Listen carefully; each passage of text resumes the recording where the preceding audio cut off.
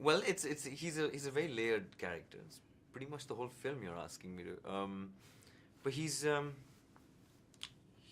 young man who happened to be part of Queen Victoria's life in a big way, the last phase of her life, the 15 years right before her death, and all the way up until her death, a little after. And he intellectually stimulated. I mean, they both stimulated each other intellectually, I thought. He was a very learned man and a spiritual man, and sort of saw how lonely and bored this woman was. This woman who should have been the happiest woman on planet, because she was queen, of 3/4 of it. So I thought, yeah, he brought some life back into her. How were you cast in the role? It was a long process, lots of auditions. I did get a tip off from a business associate of mine. I was sitting very much like this, and she said, the auditions happened last week, and why don't you go try it out? So I did. We recorded 2 scenes on a phone, I remember, on my phone.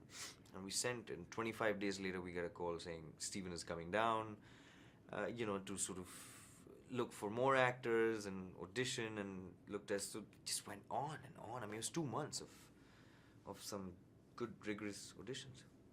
I got the part. Can you talk about working with Judi Dench? Wonderful.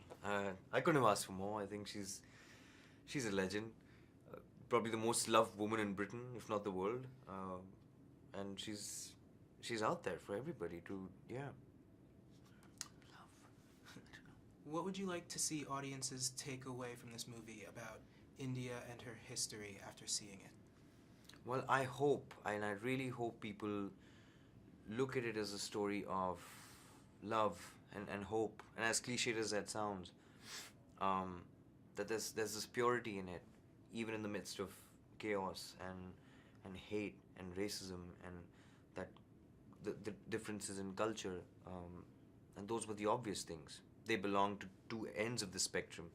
Nothing matched, and yet so much did, because it was a very human connection. How is working on the shoot of this movie different from the movies you've shot in India? Well, this was not Indian.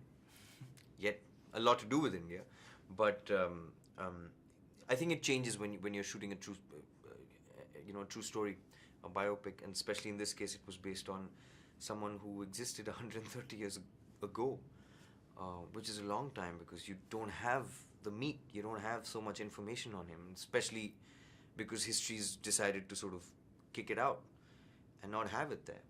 So it was hard. My research was hard, but I had to mathematically almost arrive at some point and flesh him out and put in a part of me in it, and hope.